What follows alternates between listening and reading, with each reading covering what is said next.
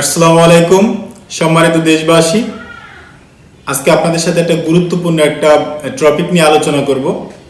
মাসিক অবস্থায় সহবাস করলে এর ক্ষতি এবং এর করণীয়।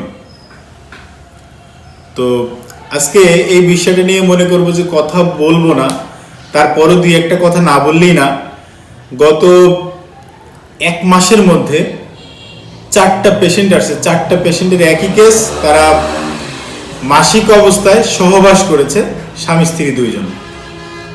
তো এখন মূল গুরুত্বপূর্ণ কথা হলো যে একজন স্বামী সে যদি মাসিক অবস্থায় যদি তার বউয়ের সাথে সহবাস করে, সেই ক্ষেত্রে মানে বউ কিছু চাপাচাপি করতে পারে না, সেই ক্ষেত্রে অনেক সময় বাধ্য হয়ে এটা করতে হয়। তো এখন শরীয়ত মোতাবেক কথা বলি এবং মেডিকেল ভাষায় কথা বলি যে মাসিক অবস্থায় সহবাস করলে এটা কি কি হতে পারে, কি কি সমস্যা হতে পারে। আমি প্রথমে মেডিকেল সায়েন্সের ভাষায় কথা বলি। যদি কোনো পেশেন্ট মাসিক অবস্থায় স্বামী স্ত্রী সহবাস করে, সেই ক্ষেত্রে মেয়েদের জরায়ুতে ফাঙ্গাল ইনফেকশন হতে পারে, এন্ট্রি ফাঙ্গাল ইনফেকশন হতে পারে।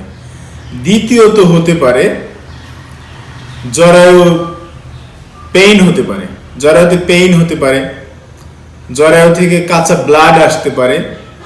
জরায়ুর মধ্যে যেই আপনার মেন্সের যেই দক্কা দক্কা ব্লাড থাকে, যেরকম যেই বদ ব্লাডগুলো, সেই ব্লাডগুলো ফেলিপাইন টিউবে ঢুকে যেতে পারে, যার ফলে আপনি জরায়ুর সমস্যায় ভুগতে পারেন। এই সমস্যাটা খুব জটিল এবং কঠিন। এই জন্য মেডিকেলের ভাষায় মানে মাসিক অবস্থায় সহবাস করা সম্পূর্ণ নিষেধ। এবার আসি শরীয়ত সম্মতভাবে আমাদের মহান রব্বুল আলামিন আমাদের পবিত্র কোরআনে মানে এই মাসিক অবস্থায় সহবাস করা নিয়ে কি বলেছেন।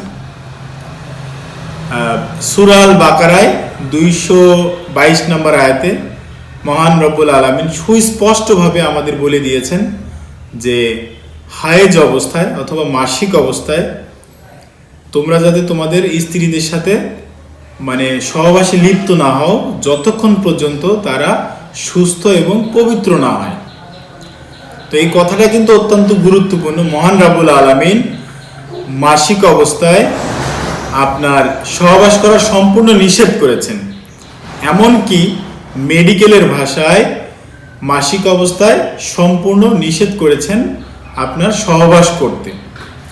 তো এখন গতদিন যে পেশেন্টটা আসছিল, সেই পেশেন্টটা বলল যে তার এক ভাবি বলেছে যে মাসিক অবস্থায় যদি কেউ সহবাস করে তাদের বাচ্চা হওয়ার সম্ভাবনা থাকে 99%। তার ভাবি মেডিকেলের পরিভাষাটা জানেই না যে মাসিকের কোন অবস্থায় সহবাস করলে বাচ্চার সম্ভাবনা হয়।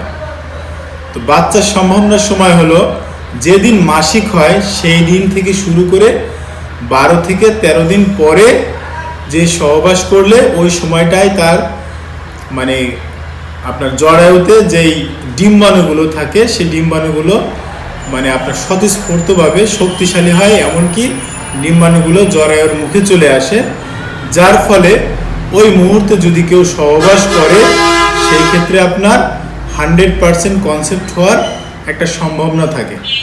তো এখন মেন বিষয় হলো যে মেডিকেলের যে পরিভাষাটা যদি আপনি না জানেন তাহলে আপনি কখনোই সহবাস করে বাচ্চা কনসেপ্ট করানো সম্ভব না। আপনি যদি না জানেন যে মাসিকের কতদিন মানে মাসিকের কততম দিন থেকে আপনার শরীরটা ফার্টিল হয় বা উর্বর হয়, সেই সময়টা যদি আপনি সহবাস করেন তাহলে আপনার বাচ্চা হওয়ার সম্ভাবনা 99%। তো এখন মেন বিষয় হলো যে আমি সম্পূর্ণভাবে নিষেধ করছি যে মাসিক অবস্থায় আপনারা কখনো সহবাস করবেন না। এটা শরীয়ত সম্মতভাবে মহান রব্বুল আলামিন আমাদের নিষেধ করেছেন। এমনকি মেডিকেলের পরিভাষায় এটা সম্পূর্ণ নিষেধ। আর এটা থেকে বিরত থাকুন ইনশাল্লাহ। আল্লাহকে ভয় করুন। আর যদি বিস্তারিত কিছু জানার মানে বিষয় থাকে আমার ভিডিওর ডিসক্রিপশন বক্সে অবশ্যই আমার হোয়াটসঅ্যাপ নাম্বার থাকবে, আপনারা আমার সাথে যোগাযোগ করতে পারেন। আজকে এই পর্যন্ত, দেখা হবে অন্য কোনো ভিডিওতে। আসসালামু আলাইকুম।